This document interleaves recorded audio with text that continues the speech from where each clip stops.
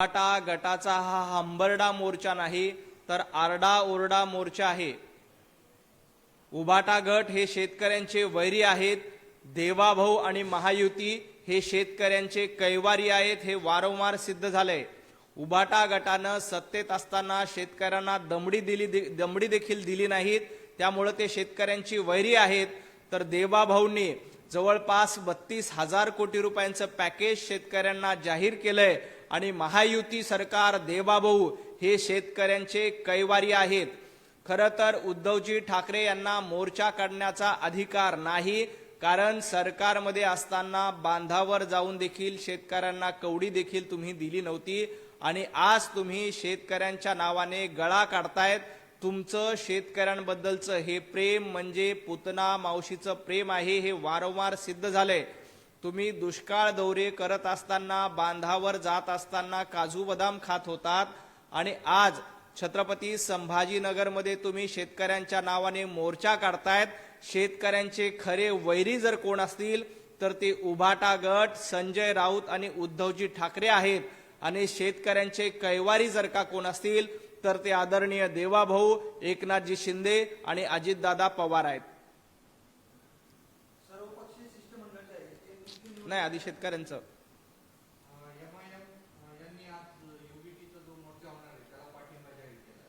खरं तर उभाटा गटाला माझं सांगणं आहे की आज एमआयएमनी तुम्हाला पाठिंबा दिला। येणाऱ्या काळात उद्धवजी ठाकरे मतांसाठी एमआयएम सोबत आघाडी देखील करतील, कारण यांना दाढीवाल्यांची मतं हवीत। त्यामुळे आज शेतकऱ्यांच्या मोर्चाला एमआयएमनी पाठिंबा दिला। उद्या महापालिका निवडणुकीमध्ये उभाटा गट एमआयएम सोबत आघाडी केल्याशिवाय देखील राहणार नाही, कारण यांनी वैचारिक पातळी सोडून दिलेली आहेत। वंदनीय बाळासाहेब ठाकरे यांचे विचार सोडून दिलेले आहेत। वंदनीय शिवसेना पक्षप्रमुख बाळासाहेब ठाकरे यांनी ज्या पद्धतीनं हिंदुत्ववादाची भूमिका छत्रपती संभाजीनगरमध्ये मांडली होती, छत्रपती संभाजीनगर पासून हिंदुत्ववादाची सुरुवात बाळासाहेब ठाकरे यांनी केली होती। आज त्या छत्रपती संभाजीनगरमध्ये एमआयएम सारखा पक्ष तुम्हाला पाठिंबा देतोय। उद्धवजी ठाकरे, तुम्ही उद्या मतांसाठी एमआयएम सारख्या पक्षासोबत आघाडी देखील करायला कमी करणार नाहीत।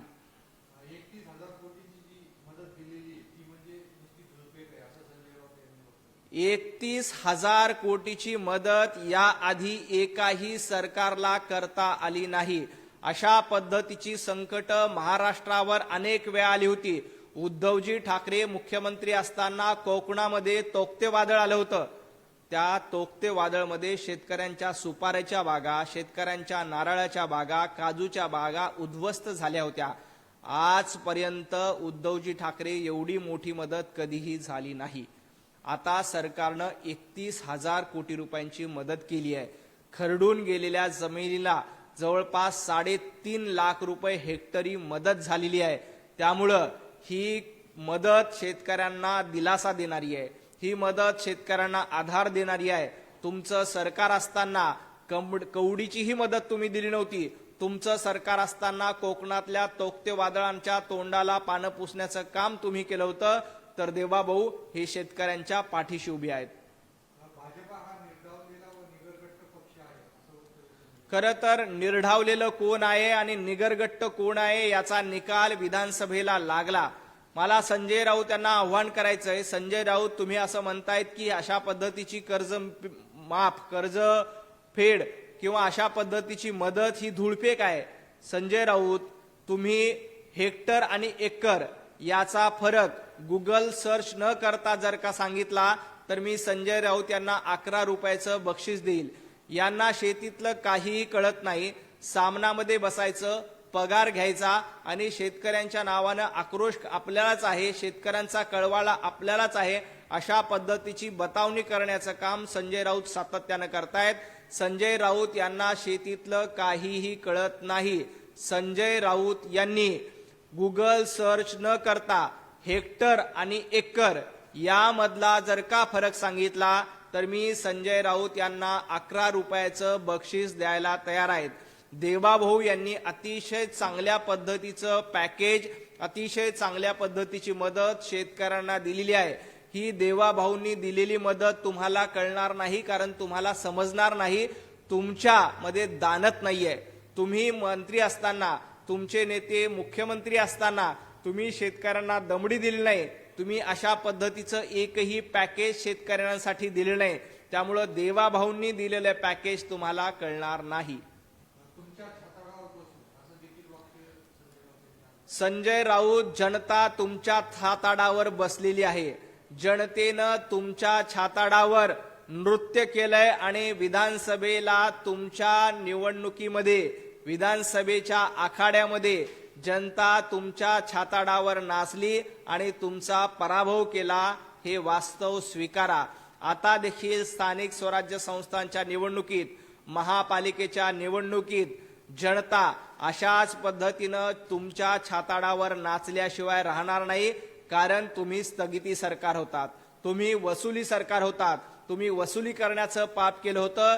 त्यामुळं येणाऱ्या स्थानिक स्वराज्य संस्थाच्या निवडणुकीत देखील विधानसभेच्या निवडणुकीप्रमाणे जनता उभाटा गट, संजय राऊत यांच्या छाताडावर नाचल्याशिवाय राहणार नाही.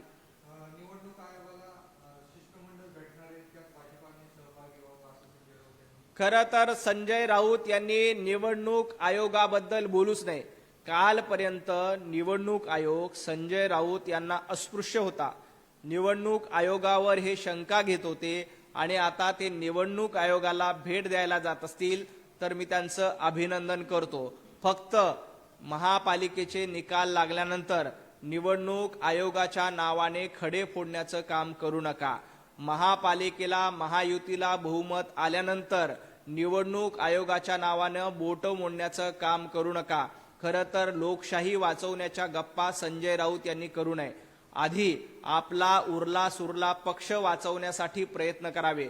कारण बाळासाहेब ठाकरे यांचे विचार सोडल्यामुळे तुमचा पक्ष संपत चाललेला आहे. लोकशाही वाचवण्याची भाषा संजय राऊत यांनी नंतर करावी. आधी आपला उरलेला सुरलेला पक्ष वाचवण्याकडे लक्ष द्यावं. निवडणूक आयोगाला भेटून गेल्यानंतर निवडणूक आयोगाच्या कार्यपद्धतीवर शंका न घेता येणाऱ्या स्थानिक स्वराज्य संस्थेमध्ये जनतेने दिलेला कौल हे स्वीकारण्याचं धारिष्ट्य संजय राऊत असतील, उद्धवजी ठाकरे असतील यांनी बाळगलं पाहिजे.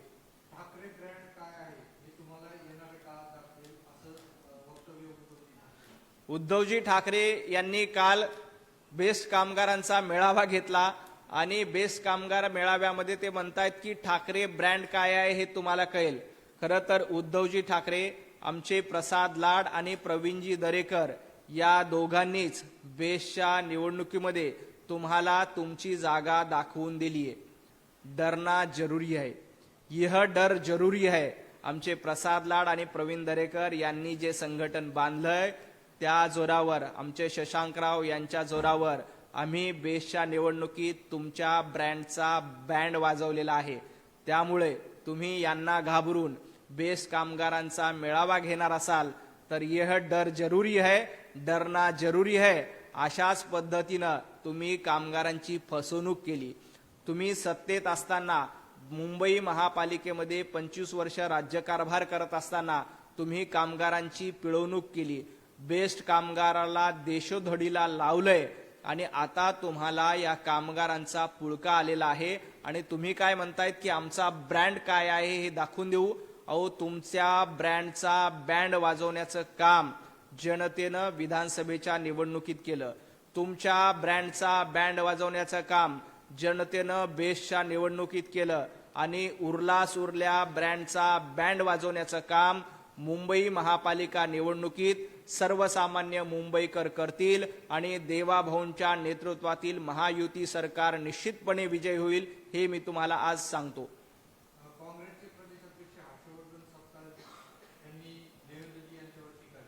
हर्षवर्धन सपकाळ हे इटलीचे गुलाम आहेत. माझं त्यांना म्हणणं आहे की तुम्ही इटलीची गुलामगिरी करताय आणि देवाभाऊंवर टीका करतायत. तुम्ही जनरल डायर आहात. अशा पद्धतीचं वक्तव्य करून आपल्या विचारामध्ये जनरल डायर यांचे विचार अजूनही शिल्लक आहेत अशा पद्धतीचं वक्तव्य हर्षवर्धन सपकाळ यांच्याकडनं केलं जातंय. जनरल डायर यांनी भारतीयावर अत्याचार केले होते, तशाच पद्धतीचे अत्याचार काँग्रेसकडनं केले होते. इटलीची गुलामगिरी करण्याचं काम हर्षवर्धन सपकाळ तुम्ही करताय, परंतु महाराष्ट्रातील जनता इटलीच्या गुलामांना धडा शिकवल्याशिवाय राहणार नाहीत. अशा पद्धतीचं वक्तव्य करणाऱ्या जनरल डायरच्या वारसा सांगणाऱ्या लोकांना महाराष्ट्रातील जनता निश्चितपणे धडा शिकवेल. देवाभाऊ हे महाराष्ट्राचं सक्षम नेतृत्व आहे. एकदा नाही, दोनदा नाही, तर 3 वेळा महाराष्ट्रातल्या जनतेनं देवाभाऊंना मुख्यमंत्री केलं. आपली अगरबत्ती विधानसभेत सुद्धा लागलेली नाही, याचा विचार हर्षवर्धन सपकाळ यांनी करावा.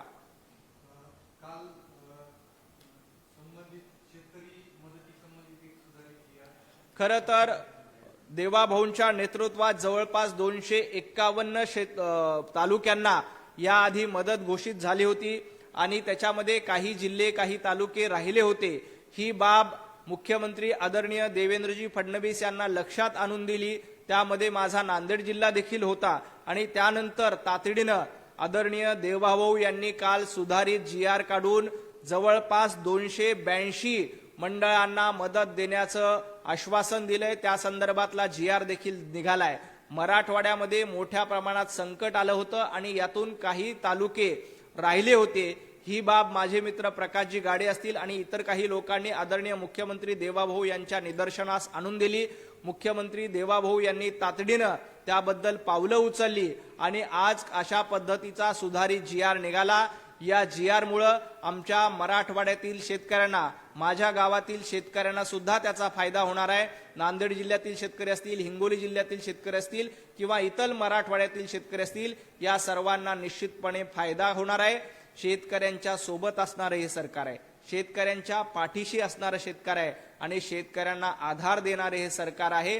या सरकारचं मी मनापासून अभिनंदन करतो. देवाभाऊंचे आभार मानतो की त्यांनी शेतकऱ्यांप्रती संवेदनशीलता दाखवून सरकारने तातडीनं मदत केली. शिवसेना आणि मनसे यांच्या ठाकरे बँडच्या चर्चा सुरू असताना काँग्रेसने त्यांना सांगितले की राज ठाकरेंवर आक्षेप घेतला, पण दुसरीकडे त्यांच्याच महाविकास आघाडीमधील शरद पवार गट मात्र ठाकरे बँडवर जाण्यासाठी उत्सुक आहे. त्याचा विचार सुरू आहे. खरं तर उद्धवजी ठाकरे आता सत्तेसाठी MIM सोबत सुद्धा आघाडी करतील, कारण त्यांना सत्ता मिळवायची, मुंबई महापालिकेत काही करून विजय मिळवायचा, अशा पद्धतीचं उद्धवजी ठाकरे यांना वाटतंय.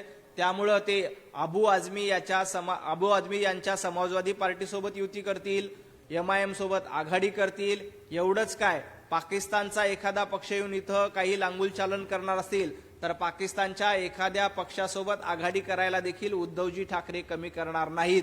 तुम्ही दाढ्या कुरवळण्याचं काम सातत्यानं केलंय. तुम्ही कुणासोबत युती करा, तुम्ही कुणासोबतही आघाडी करा. मुंबईकरांनी ठरवलंय मुंबई महापालिकेवर आणि सर्व स्थानिक स्वराज्य संस्थांच्या निवडणुकीत भारतीय जनता पार्टीच्या नेतृत्वात महायुतीचाच भगवा फडकणार आहे.